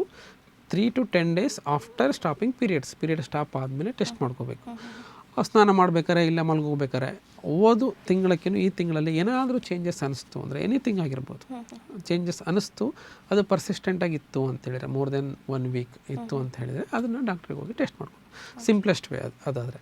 ಸೊ ಇನ್ನೊಂದು 40 ಇಯರ್ಸ್ ಆದಮೇಲೆ ಪ್ರತಿಯೊಬ್ಬರೂ ಮ್ಯಾಮೋಗ್ರಾಮ್ ಮಾಡಿಸ್ಕೊಳ್ಳೋದು ಭಾಳ ಒಳ್ಳೆಯದು. ಮ್ಯಾಮೋಗ್ರಾಮ್ ಅಂತ ಹೇಳಿದ್ರೆ ಜಸ್ಟ್ ಎಕ್ಸ್ರೇ ಮಾಡಿಸಿರ್ತೀವಲ್ಲ ಅದೇ ಥರನೇ, ಅದು ಪೇನ್ಫುಲ್ ಇರೋದಿಲ್ಲ, ಏನೂ ಇರೋಲ್ಲ. ಜಸ್ಟ್ 10 minutesಲ್ಲಿ ಎಲ್ಲ ಮುಗಿದೋಗುತ್ತೆ. ನೀವು ಒಳಗಡೆ ಹೋಗೋದ್ರಿಂದ ಹೊರಗಡೆ ರಿಪೋರ್ಟ್ ಕೂಡ ಸಿಕ್ಬಿಡುತ್ತೆ. Not expensive also. ಸೊ ಸ್ತನ ಕ್ಯಾನ್ಸರ್ ಬಂತು ಅಂದರೆ 40 ಇಯರ್ಸ್ ಆದಮೇಲೆ ಪ್ರತಿಯೊಬ್ಬರೂ ಮ್ಯಾಮೋಗ್ರಾಮ್ ಮಾಡಿಸ್ಕೊಳ್ಳೇಬೇಕು. More than 30 years self breast examination ಮಾಡಬೇಕು. ಸೊ ಅದು ಸ್ತನದ್ದಾಯಿತು. ನೆಕ್ಸ್ಟ್ ಹೇಳ್ತೀವಿ ನಾವು ದ ಪ್ರೋಸ್ಟೇಟ್ ಕ್ಯಾನ್ಸರು ಅಂತ ಹೇಳ್ತೀವಿ. ಅದಕ್ಕೋಸ್ಕರ ಒಂದು ಬ್ಲಡ್ ಟೆಸ್ಟ್ ಮಾಡಿ ನೋಡ್ಬೋದು. ಆ ಬ್ಲಡ್ ಟೆಸ್ಟಲ್ಲಿ ಗೊತ್ತಾಗುತ್ತೆ ಏನಾದರೂ ಪ್ರೋಸ್ಟೇಟ್ ಕ್ಯಾನ್ಸರ್ ಇರಬಹುದಾ ಅಂತ. ಸೊ ಅದೇ ಥರ ಬೇರೆ ಕ್ಯಾನ್ಸರ್ಗೆ ಬೇರೆ ಸ್ಕ್ರೀನಿಂಗ್ ಪ್ರೊಸೀಜರ್ ಇದೆ. ಫಾರ್ ಎಕ್ಸಾಂಪಲ್ ಗರ್ಭಕಂಠದ ಕ್ಯಾನ್ಸರು ಅಂತ ಹೇಳಿದೆ. ಅದಕ್ಕೋಸ್ಕರ ಇವರಿಗೆ ಮಹಿಳೆ 30 to 40 ಇಯರ್ಸ್ ಆದಮೇಲೆ, 40 ಇಯರ್ಸ್ ಆದಮೇಲೆ ಒಂದು ಪ್ಯಾಪ್ ಸ್ಮಿಯರ್ ಅಂತ ಮಾಡ್ತೀವಿ. ಪ್ಯಾಪ್ ಸ್ಮಿಯರ್ ಅಂದರೆ ಡೇ ಕೇರ್ ಪ್ರೊಸೀಜರ್. ಹೋಗಿ ನಾವು OPD ಹೇಗೆ ಡಾಕ್ಟರ್ ತೋರಿಸ್ತಿರೋ ಅದೇ ಥರನೇ ಹೋಗಿ ಒಂದು ಸಣ್ಣ ಟೆಸ್ಟ್ ಮಾಡ್ತಾರೆ. ಅದರಲ್ಲಿ ಗೊತ್ತಾಗುತ್ತೆ ಕ್ಯಾನ್ಸರ್ ಇದೇನೋ ಇಲ್ಲೋ ಅಂತೇಳಿ. ಎಕ್ಸ್ಪೆಷಲಿ ವೈಟ್ ಡಿಸ್ಚಾರ್ಜ್, ಬಿಳೆ ಮುಟ್ಟು ಯಾರಿಗಿರುತ್ತೆ, ಎನಿ ಸೆಕ್ರೇಷನ್ಸ್ ಯಾರಿಗಿರುತ್ತೆ ಅಂಥವ್ರು ಪ್ಯಾಪ್ ಸ್ಮಿಯರ್ ಮಾಡಿಸ್ಕೊಳ್ಳೇಬೇಕು. ರೆಗ್ಯುಲರಲ್ಲಿ ಕೂಡ 35 to 40 ಇಯರ್ಸ್ ಆದಮೇಲೆ ಎಲ್ಲರೂ ಮಾಡಿಸ್ಕೊಳ್ಳೋದು ಒಳ್ಳೆಯದು. ಸೊ ಎನಿ ಲೇಡೀಸ್, ಫೀಮೇಲ್ಸಿಗೆ pap smear for cervical cancer, ಅಂದರೆ ಗರ್ಭಕಂಠದ ಕ್ಯಾನ್ಸರ್, ಮತ್ತು ಮ್ಯಾಮೋಗ್ರಾಮ್ ಫಾರ್ ಬ್ರೆಸ್ಟ್ ಕ್ಯಾನ್ಸರ್, ಸ್ತನ ಕ್ಯಾನ್ಸರ್ಗೆ ಇದು ಮ್ಯಾಂಡೇಟ್ರಿ, ಮಾಡಿಸ್ಕೊಳ್ಳೇಬೇಕಿದು. ಆ್ಯಕ್ಚುಲಿ ಯುರೋಪಿಯನ್ ಕಂಟ್ರೀಸಲ್ಲಿ ಇದು ಮ್ಯಾಂಡೇಟ್ರಿ, ಮಾಡಿಸ್ಕೊಳ್ಳೇಬೇಕು. ನೀವು ಮಾಡಿಸ್ಕೊಳ್ಳೋದು ಇನ್ಶೂರೆನ್ಸ್ ಕವರೇಜ್ ಕೊಡಲ್ಲ. ಸೊ ಬಟ್ ನಮ್ಮ ಇಂಡಿಯಾದಲ್ಲಿ ಅದು ಫೀಸಿಬಿಲಿಟಿ ಇಲ್ಲ, ಎಲ್ಲರಿಗೂ ಮಾಡಿಸ್ಲಿಕ್ಕಾಗಲ್ಲ, ರಿಸೋರ್ಸಸ್ ಇಲ್ಲ. ಅಟ್ಲೀಸ್ಟ್ ಸೆಲ್ಫ್ ಮೋಟಿವೇಟೆಡಾಗಿ ಮಾಡಿಸ್ಕೊಳ್ಳೋದು ಒಳ್ಳೆಯದು. ಓಕೆ ಡಾಕ್ಟರ್, ಇವಾಗ ಬಯೋಪ್ಸಿ ಮಾಡೋದ್ರಿಂದ ರೋಗವನ್ನು, ಕ್ಯಾನ್ಸರನ್ನು ಕಂಡು ಹಿಡಿಲಿಕ್ಕೆ ಆಗ್ತದೆ ಅಂತ ನಾನು ಕೇಳಿದ್ದೇನೆ. ಈ ಬಯೋಪ್ಸಿ ಮಾಡೋದ್ರಿಂದ ರೋಗ ಹರಡುವ ಅಪಾಯ ಹೆಚ್ಚಿರುತ್ತಾ? ಇವಾಗ ನೋಡಿ, ಯೂಶ್ವಲ್ ಪ್ರೊಸೆಸ್ ಹೇಗಿರುತ್ತೆ ಅಂತ ಹೇಳಿದ್ರೆ 3 to 4 ಹೆಡ್ಡಿಂಗ್ಸ್ ಇರುತ್ತೆ. ನಾವು ಅಂದರೆ ಪೇಷಂಟ್ಗೆ ಹೇಗಿರುತ್ತೆ ಅಂದರೆ, ಫಸ್ಟಿಗೆ ಕ್ಲಿನಿಕಲ್ ಸಸ್ಪಿಷನ್ ಅಂತ ಹೇಳ್ತೀವಿ. ಅಂದರೆ ಯಾವುದೋ ಒಬ್ಬರು ವ್ಯಕ್ತಿ ನಮ್ಮ ಹತ್ರ ಬಂದು ಈ ಥರ ಪ್ರಾಬ್ಲಮ್ ಇದೆ, ಈ ಥರ ಆಗ್ತಿದೆ ಅಂತ ಹೇಳಿದಾಗ ನಾವು ಅವ್ರು ಎಕ್ಸಾಮಿನ್ ಮಾಡಿ ನೋಡ್ತೀವಿ. The first step is suspicion. ಅಂದರೆ ನಾವು ಪೇಷಂಟ್ ಹತ್ರ ಮಾತಾಡಿದಾಗೆ, ಅವ್ರು ಎಕ್ಸಾಮಿನ್ ಮಾಡಿದಾಗೆ ನಮಗೆ ಸಸ್ಪಿಷನ್ ಬರುತ್ತೆ, ಈ ಒಂದು ಪರ್ಟಿಕ್ಯುಲರ್ ಪರ್ಸನ್ಗೆ ಕ್ಯಾನ್ಸರ್ ಇರೋ ರಿಸ್ಕ್ ಇರಬಹುದು ಅಂತೇಳಿ. That is the first step, clinical suspicion. Then is the confirmation of diagnosis. ನನಗೆ ಕ್ಲಿನಿಕಲ್ಲಿ ನನಗೆ ಅನಿಸ್ತಾ ಉಂಟು ಅವ್ರ ಹತ್ರ ಕ್ಯಾನ್ಸರ್ ಇರಬಹುದು ಅಂತ, ಬಟ್ ಅದು ಕನ್ಫರ್ಮೇಷನ್ ಬೇಕಲ್ಲ. ಅದಕ್ಕೋಸ್ಕರ ಏನು ಮಾಡ್ತೀನಿ, ಫಾರ್ ಎಕ್ಸಾಂಪಲ್ ಸ್ತನದಲ್ಲಿ ಒಂದು ಗಡ್ಡೆ ಇತ್ತು ಅಂತ ಹೇಳಿದ್ರೆ, ಅವ್ರದ್ದು ಒಂದು ಏನೇನು ತೊಂದರೆ ಅಂತ ಕೇಳಿ ನಾನು ಎಕ್ಸಾಮಿನ್ ಮಾಡಿ ಆದಮೇಲೆ ನನಗೆ ಕ್ಯಾನ್ಸರ್ ಇದೆ ಅಂತ ಅನಿಸಿದರೆ ನೆಕ್ಸ್ಟ್ ಕನ್ಫರ್ಮೇಷನ್ ಬೇಕಲ್ಲ. ಯಾಕಂದರೆ ಸ್ತನದಲ್ಲಿರೋ ಎಲ್ಲ ಗಡ್ಡೆಗಳು ಕೂಡ ಕ್ಯಾನ್ಸರ್ ಗಡ್ಡೆ ಆಗಿರಲಿಕ್ಕಿಲ್ಲ, ನಾರ್ಮಲ್ ಆಗಿ ಗಡ್ಡೆ ಇರ್ಬೋದು. ಸೊ ಹಾಗಾಗಿ ಏನು ಮಾಡ್ತೀವಿ ಅಂತ ಹೇಳಿದರೆ, ಅಲ್ಲಿಂದ ಒಂದು ಸಣ್ಣ ಪೀಸ್ ತೆಗೆದು ಟೆಸ್ಟಿಗೆ ಕಳಿಸ್ತೀವಿ. ಓಕೆನಾ. ಆ ಸಣ್ಣ ಪೀಸ್ ತೆಗೆದು ಟೆಸ್ಟಿಗೆ ಕಳಿಸ್ತಿಲ್ಲ ಅಂತ ಹೇಳಿದರೆ ಕನ್ಫರ್ಮೇಷನ್ ಹೇಗೆ ಗೊತ್ತಾಗುತ್ತೆ? ನಾವೇನು ಹೇಳ್ತೀವಿ, ನಾವು ಎಕ್ಸ್ರೇ ಮಾಡಿಸ್ತೀವಿ, ಸ್ಕ್ಯಾನ್ ಮಾಡಿಸ್ತೀವಿ, ನಾವು ಕ್ಲಿನಿಕಲ್ ಎಕ್ಸಾಮಿನೇಷನ್ ಮಾಡಿದಾಗೆ those are all indirect evidence ಇರಬಹುದು ಅಂತೇಳಿ. ಓಕೆನಾ. ಕೆಲವೊಂದು ಸರಿ ನಾವು ಸ್ಕ್ಯಾನಲ್ಲೇ ಗೊತ್ತಾಗುತ್ತೆ 99% ಇದು ಕ್ಯಾನ್ಸರೇ ಇರ್ಬೋದು ಅಂತ, ಬಟ್ ಕನ್ಫರ್ಮೇಷನ್ ಬೇಕಲ್ಲ. ಸೊ ಅಲ್ಲಿಂದ ಸಣ್ಣ ಪೀಸ್ ತೆಗೆದು ನಾವು ಪೆಥಾಲಜಿಸ್ಟ್ ಅವರು ಮೈಕ್ರೋಸ್ಕೋಪಲ್ಲಿ ಒಂದು 1000 ಮ್ಯಾಗ್ನಿಫಿಕೇಷನಲ್ಲಿ ನೋಡಿದಾಗೆ ಅಲ್ಲಿ ಕ್ಯಾನ್ಸರ್ ಕಣಗಳು ಕಂಡ್ರೆ ಮಾತ್ರ ಅದು ನಾವು ಕ್ಯಾನ್ಸರ್ ಅಂತ ಹೇಳೋದು. ಸೊ ಅದು ಕನ್ಫರ್ಮೇಷನ್ ಆದಮೇಲೆ third step is staging. First suspicion, next confirmation, next cancer ಅಂತ ಕನ್ಫರ್ಮ್ ಆದಮೇಲೆ ಯಾವ ಸ್ಟೇಜು ಅಂತ ನೋಡಬೇಕು. ಸೊ ಕನ್ಫರ್ಮ್ ಮಾಡಲಿಕ್ಕೆ ಬಯಾಪ್ಸಿ ಮಾಡಲೇಬೇಕು. ಬಯಾಪ್ಸಿ ಮಾಡೋದ್ರಿಂದ ಆ ಕ್ಯಾನ್ಸರು ಸ್ಪ್ರೆಡ್ ಆಗುತ್ತೆ ಅಂತ ಇಲ್ಲಿವರೆಗೂ ಯಾವುದೇ ಒಂದು ರಿಸರ್ಚಲ್ಲಿ ಬರಲಿಲ್ಲ. ಈಗ ನೀವು ಗೂಗಲಲ್ಲಿ ಸರ್ಚ್ ಮಾಡಿದರೆ ಡೆಫಿನೆಟ್ಲಿ ಥೌಸಂಡ್ಸ್ ಆಫ್ ಆರ್ಟಿಕಲ್ ಸಿಗುತ್ತೆ ನಿಮಗೆ, ಯಾವುದಾಗುತ್ತೆ ಇದಾಗುತ್ತೆ ಬಯಾಪ್ಸಿ ಮಾಡಿಸ್ಬೇಡಿ ಅಂತ. ಬಟ್ ಏನಂದರೆ ಅದು ಯೂಶ್ವಲಿ ಏನಾಗುತ್ತೆ ಅಂತ ಹೇಳಿದರೆ ಈಸ್ ಫಿಯರ್. ಈಗ ಗಡ್ಡೆ ಇದೆ, ಅದು ಕ್ಯಾನ್ಸರ್ ಇದ್ದರೆ ಹೇಗಪ್ಪ, ನನ್ನ ಕೈಲಿ ತಡ್ಕೊಳಕ್ಕಾಗಲ್ಲ ಅಂತೇಳಿ ಆ ಒಂದು ಫಿಯರಿಂದ ಹೋಗೋದೇ ಬೇಡ, ಬಯಾಪ್ಸಿನೇ ಮಾಡೋದು ಬೇಡ ಅಂತ ಎಲ್ಲರದು ಆ ಥರ ಒಂದು ಸೈಕಾಲಜಿ. ಸೊ ನೀವು ಬಯಾಪ್ಸಿ ಹೇಗೆಂದರೆ, ಸೊ ನಿಮ್ಮ ಈಗ ಬೆಂಕಿಯಲ್ಲಿ ಕೈ ಇಟ್ಟಿದ್ದೀರಾ ಅಂತ ವಾಪಸ್ ತೊಗೊಳ್ಳೇಬೇಕಲ್ಲ, ಹೌದಲ್ಲ, ಇಲ್ಲ ಅಂತ ಹೇಳಿದರೆ ನಿಮ್ಮ ಕೈ ಸುಟ್ಟೋಗುತ್ತೆ ಆ ಥರ. ಸೊ ಅದು ಬಯಾಪ್ಸಿ ಮಾಡೋದ್ರಿಂದ ಯಾವುದೇ ರೀತಿಯ ಬೇರೆ ಕಡೆ ಕ್ಯಾನ್ಸರ್ ಸ್ಪ್ರೆಡ್ ಆಗುತ್ತೆ ಅಂತ ಇಲ್ಲಿವರೆಗೂ ಯಾವುದೇ ರಿಸರ್ಚಲ್ಲಿ ಎವಿಡೆನ್ಸು ನಮ್ಮ ಹತ್ರ ಇಲ್ಲ. ಸೊ ಒನ್ಸ್ ಕನ್ಫರ್ಮೇಷನ್ ಆದಮೇಲೆ ನಾವು ಸ್ಟೇಜಿಂಗಿಗೆ ನಾವು ಕೆಲವೊಂದು ಸ್ಕ್ಯಾನ್ಗಳು ಅಂತ ಮಾಡಿಸ್ತೀವಿ. ಇವಾಗ ಒಂದು ಪೆಟ್ ಸಿಟಿ ಅಂತ ಹೇಳ್ತೀವಿ, ಪೂರಾ ಬಾಡಿ ಸ್ಕ್ಯಾನ್ ಮಾಡ್ತೀವಿ. ಅದರಲ್ಲಿ ಪೂರಾ ಬಾಡಿಯಲ್ಲಿ ಕ್ಯಾನ್ಸರ್ ಎಲ್ಲೇ ಸ್ಪ್ರೆಡ್ ಆಗಿದ್ರು ಗೊತ್ತಾಗ್ಬಿಡುತ್ತೆ. ಸೊ ಅದು ನಿಮಗೆ ಆಲ್ಮೋಸ್ಟ್ 90 to 95% ಕನ್ಫರ್ಮೇಷನ್ ಸಿಗುತ್ತೆ. ಆ ಕ್ಯಾನ್ಸರು ಅದೇ ಜಾಗದಲ್ಲಿ ಇದೆಯೋ ಏನೋ ಬೇರೆ ಕಡೆ ಸ್ಪ್ರೆಡ್ ಆಗಿದೆಯೋ ಅಂತ ಗೊತ್ತಾಗುತ್ತೆ. ಸೊ ಪೆಟ್ ಸಿಟಿ ಅಂತ ಹೇಳ್ತೀವಿ. ಸೊ ಪೆಟ್ ಸಿಟಿಗೆ ಆದಮೇಲೆ ಸ್ಟೇಜ್ 1 ಕನ್ಫರ್ಮ್ ಆಯಿತು, ಸ್ಟೇಜ್ 2 ಕನ್ಫರ್ಮ್ ಆಯಿತು ಅಂದರೆ ನಾವು ಜಸ್ಟ್ ಟ್ರೀಟ್ಮೆಂಟ್ ಪ್ಲ್ಯಾನಿಂಗ್ ಮಾಡ್ತೀವಿ.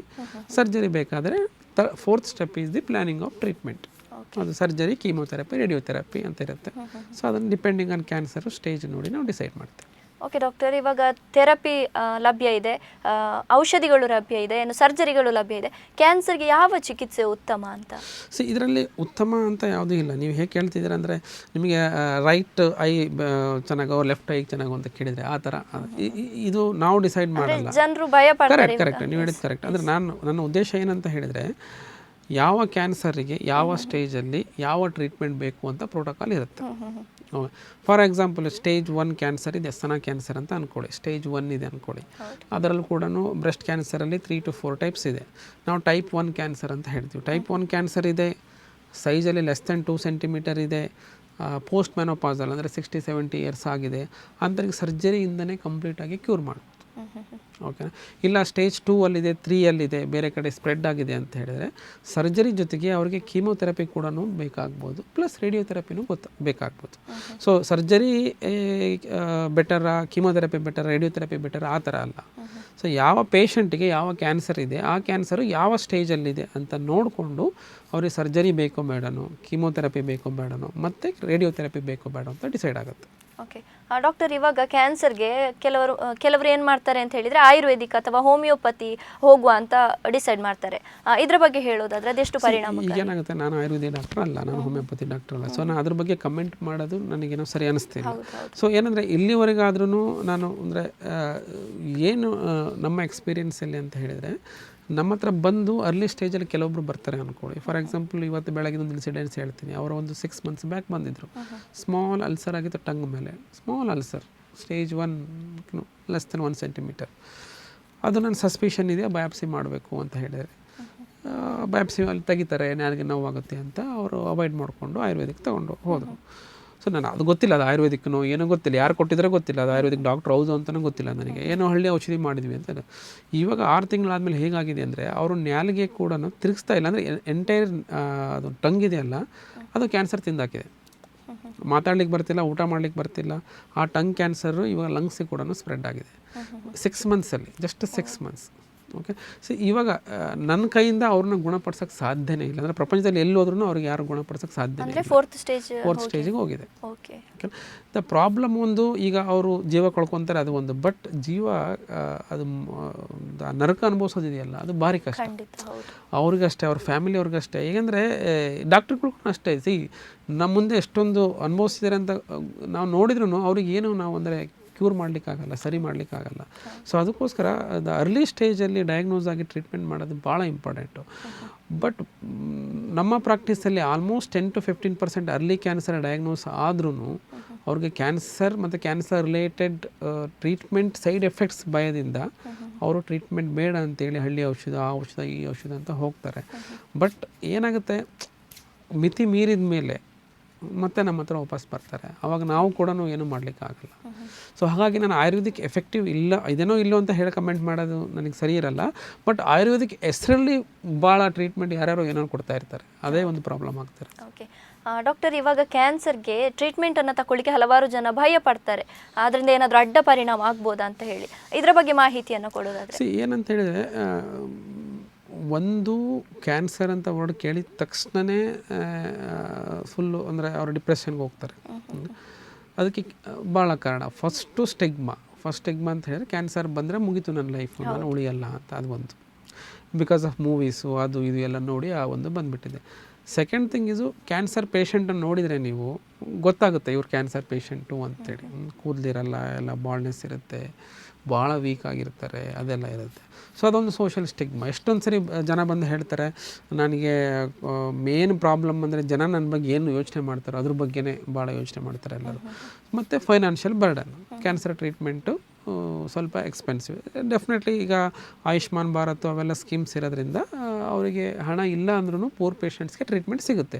ಸೊ ಹಣ ಇಲ್ಲ, ಅವ್ರಿಗೆ ಖರ್ಚು ಮಾಡ್ಕೊಳಕ್ಕೆ ಆಗಿಲ್ಲ ಅಂತೇಳಿ ಟ್ರೀಟ್ಮೆಂಟ್ ಇಲ್ಲಲೇ ಅಂತೂ ಯಾರನ್ನೂ ಕಳಿಸಲ್ಲ ಇವಾಗ. ಯಾಕಂದರೆ ಅವ್ರಿಗೆ ಗೌರ್ಮೆಂಟ್ ಕೊಟ್ಟಿರೋ ಡಾಕ್ಯುಮೆಂಟ್ಸ್ ಇತ್ತು ಅಂದರೆ ಡೆಫಿನೆಟ್ಲಿ ಅವರಿಗೆಲ್ಲ ಸ್ಕೀಮ್ಸು ಅಪ್ಲೈ ಆಗುತ್ತೆ. ಒಂದೇನೆಂದರೆ ಇವಾಗ ಎಷ್ಟು ಡೆವಲಪ್ ಆಗಿದೆ ಅಂತ ಹೇಳಿದರೆ, ಫಾರ್ ಎಕ್ಸಾಂಪಲ್ ಸರ್ಜರಿ, ನಾನು ನಾಲ್ಗೆ ಸರ್ಜರಿ ಅಂತ ಹೇಳಿದ್ನಲ್ಲ, ನಾವು even 30 to 40%, even you can say 70% of ನಾಲ್ಗೆ ತೆಗೆದ್ರೂ ಮತ್ತು ನಾವು ರೀಕನ್ಸ್ಟ್ರಕ್ಷನ್ ಅಂತ ಮಾಡ್ತೀವಿ. ಅದನ್ನು ಹೊಸ ನಾಲ್ಗೆನೇ ಮಾಡ್ಬೋದು. ಅವರ ದೇಹದ ಕೆಲವೊಂದು ಭಾಗ ತೆಗೆದು ಅಲ್ಲಿ ಹಾಕ್ಬೋದು. ಅದನ್ನು ಮಾಡೋದ್ರಿಂದ ಅವ್ರಿಗೆ ಮಾತಾಡಲಿಕ್ಕೆ ಮತ್ತು ಊಟ ಮಾಡಲಿಕ್ಕೆ ಯಾವುದೇ ರೀತಿಯ ತೊಂದರೆ ಆಗಲ್ಲ. ಅದೇ ಬೇಕಲ್ಲ ನಮಗೆ. ಅವ್ರ ಮೇನ್ ಪ್ರಾಬ್ಲಮ್ ಏನಂದರೆ, ನಾವು ನಾಲ್ಗೆ ತೆಗೆದ್ಮೇಲೆ ನಾವು ಹೇಗೆ ಊಟ ಮಾಡೋದು, ನಾವು ಹೇಗೆ ಮಾತಾಡೋದು ಅಂತ ಕೇಳ್ತಾರೆ. ಬಟ್ ನಾವು ಮತ್ತೆ ನಾಲ್ಗೆನೇ ಮಾಡಿ ಕೊಡ್ತೀವಿ ಈಗ, ಓಕೆನಾ. ಸೊ ಹಂಗಾಗಿ ಅವ್ರಿಗೆ ಪ್ರಾಬ್ಲಮ್ ಏನೂ ಇಲ್ಲ, ಓಕೆನಾ. ಸ್ವಲ್ಪ ಮುಂದುವರೆದಂಗೆಲ್ಲ ಇನ್ನೂ ಬೇರೆ ಬೇರೆ ಟ್ರೀಟ್ಮೆಂಟ್ ಎಲ್ಲ ಮಾಡ್ಬೋದು. ಓಕೆ, ಫಾರ್ ಎಕ್ಸಾಂಪಲ್ ದವಡೆ ತೆಗೆದ್ರೆ ಆರ್ಟಿಫಿಷಿಯಲ್ ದವಡೆ ಕೂಡ ಹಲ್ಲು ಕೂಡ ಹಾಕ್ಬೋದು. ಆ ಥರ ಇವನ್ ಬ್ರೆಸ್ಟ್ ರೀಕನ್ಸ್ಟ್ರಕ್ಷನ್ ಅಂತ ಹೇಳ್ತೀವಿ. ಪೂರಾ ಸ್ಥಾನ ತೆಗಿಬೇಕಾದ್ರೂ ನಾವು ಅದನ್ನು ರೀಕನ್ಸ್ಟ್ರಕ್ಷನ್ ಮಾಡ್ಬೋದು. ಅಂದರೆ ಬೇರೆ ಯಾರಿಗೂ ಗೊತ್ತಾಗಲ್ಲ ಅವ್ರಿಗೆ ಬ್ರೆಸ್ಟ್ ಸರ್ಜರಿ ಆಗಿದೆ ಅಂತೇಳಿ, ಓಕೆನಾ. ಸೊ ಪ್ರತಿಯೊಂದು ಕೂಡ ಎಷ್ಟು ಡೆವಲಪ್ಮೆಂಟ್ ಆಗಿದೆ ಅಂತ ಹೇಳಿದ್ರೆ, ನೀವು ಕ್ಯಾನ್ಸರ್ ಪೇಷಂಟು ಅಂತೇಳಿ ಯಾರಿಗೂ ಗೊತ್ತಾನೇ ಆಗಲ್ಲ. ನೆಕ್ಸ್ಟ್ ಸರ್ಜರಿ ಆಯಿತು. ಇನ್ನು ಕೀಮೋಥೆರಪಿ ಎಲ್ಲ ಕೀಮೋಥೆರಪಿಯಿಂದನೂ ಪ್ರಾಬ್ಲಮ್ಸ್ ಆಗಲ್ಲ. ಕೆಲವೊಂದು ಕೀಮೋಥೆರಪಿಯಿಂದ ಏರ್ ಫಾಲ್ ಆಗುತ್ತೆ, but that is temporary. Okay, ಮತ್ತೆ ಲೆಟ್ಸ್ ಸೇ 6 ಸೈಕಲ್ಸ್ ಅಂತ ಹೇಳ್ತೀವಿ. 6 cycles at the end of 6 cycle ಒಂದು 50 to 70% ಹೇರ್ಸ್ ಹೋಗಿರುತ್ತೆ ಅಂದ್ಕೊಳ್ಳಿ. ಬಟ್ ಕೀಮೋಥೆರಪಿ ಮುಗಿದು 2-3 ತಿಂಗಳಲ್ಲೇ ಮತ್ತೆ ಬಂದುಬಿಡುತ್ತೆ. It's A temporary. ಸೊ ಅದಕ್ಕೋಸ್ಕರ ನಮ್ಮ ಹತ್ರ ವಿಗ್ಸ್ ಇದೆ, ಸೇಮ್ ಅವ್ರ ಹೇರ್ಸಿಂದನೇ ವಿಗ್ಸ್ ಮಾಡ್ಕೋಬೋದು, ಅದೆಲ್ಲ ಇದೆ. ಅದಕ್ಕೆಲ್ಲ ನಾವು ಸಪ್ರೇಟ್ ಸಪೋರ್ಟಿಂಗ್ ಸಿಸ್ಟಮೇ ಇರುತ್ತೆ. ಹಾಗಾಗಿ ಅದು ಒಂದು ಸೋಷಿಯಲ್ ಸ್ಟಿಗ್ಮಾ ಅಂತ ಹೇಳ್ತೀವಲ್ಲ, ಅದನ್ನು ನಾವು ಅವಾಯ್ಡ್ ಮಾಡ್ಬೋದು. ನೆಕ್ಸ್ಟ್ ಬರುತ್ತೆ ರೇಡಿಯೋಥೆರಪಿಯಿಂದ ಸ್ವಲ್ಪ ಸ್ಕಿನ್ ರಿಯಾಕ್ಷನ್ಸ್ ಇರುತ್ತೆ. That is also temporary. ಅದು ತಗೊಳ್ಳೋವರೆಗೂ ಸ್ವಲ್ಪ ಪ್ರಾಬ್ಲಮ್ ಇರುತ್ತೆ. ಮುಗಿದು 1-2 ತಿಂಗಳಲ್ಲೇ ಏನೇನು ಸೈಡ್ ಎಫೆಕ್ಟ್ಸ್ ಆಗುತ್ತೆ ಅದೆಲ್ಲ ಕೂಡ ನಾರ್ಮಲಾಗಿ ಮೊದಲು ಥರ ಆಗುತ್ತೆ. ಓಕೆ ಡಾಕ್ಟರ್, ಇವಾಗ ಕ್ಯಾನ್ಸರ್ ಚಿಕಿತ್ಸೆ ಅಂತ ಹೇಳೋದು ತುಂಬ ಕಾಸ್ಟ್ಲಿ ಅಂತ ಹೇಳ್ತಾರೆ. ಈಗ ಮಿಡಲ್ ಕ್ಲಾಸ್ ಫ್ಯಾಮಿಲಿಯವರು ಅದನ್ನು ಹೇಗೆ ಅಫೋರ್ಡ್ ಮಾಡ್ಬೋದು? ಅಲ್ಲ, ಈಗ poor middle class higher class ಅಂತ ಡಿಸೈಡ್ ಮಾಡೋದು ಗೌರ್ಮೆಂಟ್. ಸೊ ಪೂರ್ಗೆ BPL ಕಾರ್ಡ್ ಆಯುಷ್ಮಾನ್ ಇತ್ತು ಅಂತ ಹೇಳಿದರೆ ಅವರಿಗೆ ಡೆಫಿನೆಟ್ಲಿ ಫ್ರೀ ಟ್ರೀಟ್ಮೆಂಟ್ ಸಿಗುತ್ತೆ. ಸೊ ಇಟ್ಸ್ ಅಂದರೆ ಕಮಿಟ್ಮೆಂಟ್ ಫ್ರಮ್ ದಿ ಗೌರ್ಮೆಂಟ್. ಆ BPL ಎಷ್ಟು ಟ್ರೀಟ್ಮೆಂಟ್ ಕೊಡ್ತಾರೋ ಅದರಲ್ಲಿ ಯಾವುದು best treatment we can give, ಆ ಟ್ರೀಟ್ಮೆಂಟ್ ಮಾಡ್ತೀವಿ. So actually KSID around more than 50% are the below poverty line patients. ನಮ್ಮ ಹತ್ರ ಎಲ್ಲ ಪ್ರತಿಯೊಂದೂ ಫೆಸಿಲಿಟೀಸ್ ಇದೆ. Best of best. ನೀವು ವರ್ಲ್ಡಲ್ಲಿ ಯಾವ್ದು ಬೆಸ್ಟ್ ಟ್ರೀಟ್ಮೆಂಟ್ ಇದ್ರೂ ನಮ್ಮ ಹತ್ರ ಇದೆ. ಬಟ್ ಏನಾಗುತ್ತೆ, ಕೆಲವೊಂದು ಟ್ರೀಟ್ಮೆಂಟ್ಗಳು BPL ಕವರ್ ಆಗಲ್ಲ. ಇದು ಹಾಸ್ಪಿಟಲ್ ಮಾಡಿರೋ ಡಿಸಿಷನ್ ಅಲ್ಲ, ಗೌರ್ಮೆಂಟ್ ಮಾಡಿರೋ ಡಿಸಿಷನ್.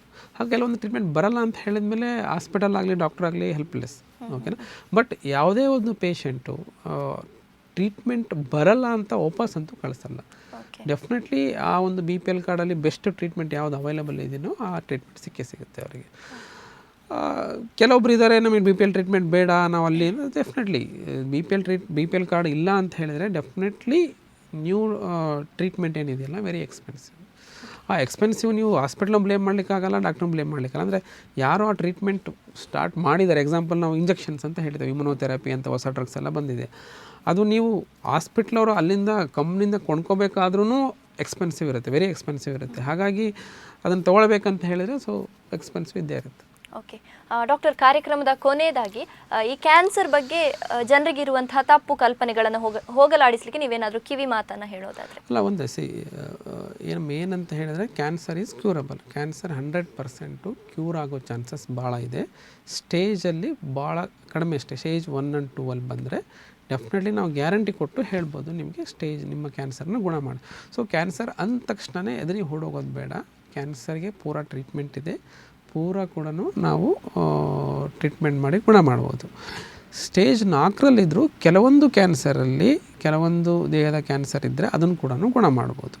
ಎರಡನೇದು ಕ್ಯಾನ್ಸರ್ ಬರದೇಬಾರ್ದು ಅಂತ ಹೇಳಿ ಯಾವುದೇ ಒಂದು ವಂಡರ್ ಡ್ರಗ್ ನಮ್ಮ ಹತ್ರ ಇಲ್ಲ. ಬೆಸ್ಟ್ ಅಂತ ಹೇಳಿದರೆ ಸ್ಮೋಕಿಂಗ್, ಟೊಬ್ಯಾಕೊ ಅವಾಯ್ಡ್ ಮಾಡೋದು, any form of tobacco plus lifestyle modification, ಇವೆರಡು ಮಾಡೋದ್ರಿಂದ ಕ್ಯಾನ್ಸರ್ ಬರೋ ರಿಸ್ಕನ್ನು ಭಾಳನೇ ಕಡಿಮೆ ಮಾಡ್ಬೋದು.